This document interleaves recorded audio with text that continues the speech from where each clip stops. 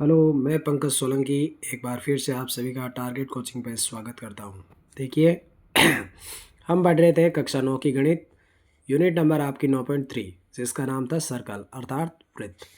Question number 7 क्या कह रहा है, यदि एक चक्रीय चतुर्भुज है, उसके विकर्ण और उसके शीर्षों से जाने वाले वृत्त का व्यास है, तो सिद्ध करना है आपको ये एक प्रकार का रेक्टेंगल है अर्थात ये एक आयत है। तो देखिए हम इसे कैसे ज्ञात करेंगे।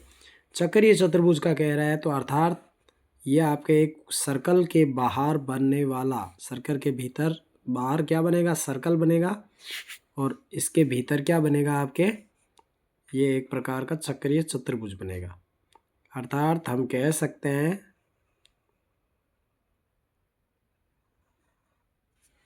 इस प्रकार से इसकी एक आकृति बनेगी चक्रीय चतुर्भुज के अनुसार। यदि मैं इसका नामकरण करता हूँ ए बी और सी डी, ये एक प्रकार का क्या हो गया, चक्रीय चतुर्भुज हो गया। ये कह रहा है चक्रीय चतुर्भुज का विकर्ण है, उसके शीर्षों से वृत्त का व्यास है। इनमें से हम एक किसी को इसको व्यास मान सकते हैं, अर्थात हम कह सकते हैं कि ए सी इसका व्यास है या बी डी एक व्यास है। तो हमें ए सी को एक प्रकार से हम इसका व्यास मान लेते हैं। तो यहाँ हम रचना के आधार पर क्या लिखेंगे, आप लिखोगे एक चक्रीय चतुर्भुज, एक चक्रीय चतुर्भुज जिसका नाम क्या है, ए बी सी डी है। ए बी सी डी में ए सी व बी डी एक यानी कि व्यास है, जो कि इस त्रिभुज जो आपका चक्रीय है इसका व्यास कहलाता है। तो व्यास के रूप में मान ले सकते हैं हम इसमें।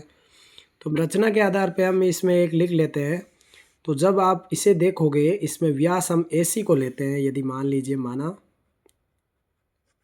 व्यास आपका हमने ए सी का प्रयोग किया, ए सी में, तो देखिए आपके सामने यहाँ पे त्रिभुज बन रहा है, कोण बन रहा है, क्या एक ए बन रहा है ए डी सी और एक बन रहा है ए बी सी, ये इसके सामने वाला, अर्थात एक आपका इसमें बन रहा है ए डी सी और एक बन रहा है बी डी सी। तो यहाँ पे जब हम त्रिभुज का प्रयोग करते हैं तो इसमें बनने वाले कोण के आधार पर हम इसको हल करेंगे। तो 90 डिग्री जब हम इसे सिद्ध कर देते हैं तो ये एक प्रकार का क्या माना जाता है, आयत माना जाता है।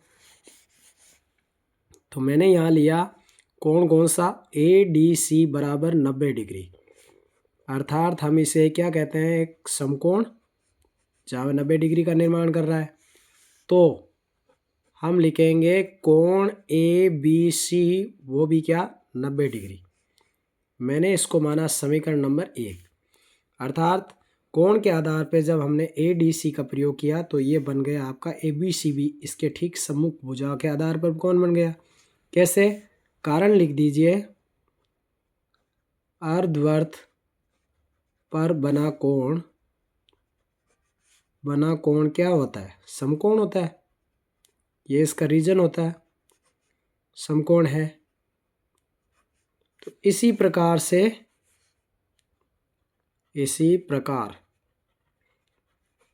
जब हमने इसको समकोण सिद्ध किया तो हम बी ए और डी, बी ए डी को इसको लेंगे। तो हम लिखेंगे कोण बी ए डी बराबर 90 डिग्री, अर्थात ये भी क्या है, अर्धवृत्त पर बना हुआ कोण समकोण। तो हम क्या लिखेंगे, हम लिखेंगे बी सी डी। जब बी ए डी का प्रयोग किया है तो बी सी डी ये इसके ठीक सम्मुख के आधार पर हमारा क्या होगा, ये भी एक समकोण को प्रदर्शित करता है। तो हम लिखते हैं बी सी डी बराबर 90 डिग्री। मैं इसको इक्वेशन मान लेता हूँ 2, समीकरण नंबर 2 कह सकते हैं हम इसे। तो इसके आधार पर समीकरण 1 व 2 से क्या करते हैं, समीकरण 1 और 2 को हल करते हैं। तो हम लिखेंगे क्या, ए बी सी बराबर 90 डिग्री है और ए बी सी यानी कि ए डी सी 90 डिग्री और बी ए डी भी 90 डिग्री। तो यहाँ मैं लिखता हूँ कोण ए डी सी अर्थात बराबर होगा कोण किसके, ए बी सी के। ये बराबर मान सकते हैं हम इसको। जब हम ADC है तो ABC मान सकते हैं। तो इसी प्रकार से BAD और BCD भी मानेंगे। ये भी क्या हो रहा है, कोण समकोण। तो BAD कोण और कोण BCD जो कि हमने लिखा था 90-90 डिग्री के। तो इस प्रकार से हम कह सकते हैं कि ये चारों ही किसी प्रकार से हमें क्या प्राप्त हुआ, समकोण प्राप्त हो गया। तो समकोण यदि प्राप्त हुआ है तो ये एक प्रकार का क्या हो गया, एक आयत ABCD प्राप्त किया।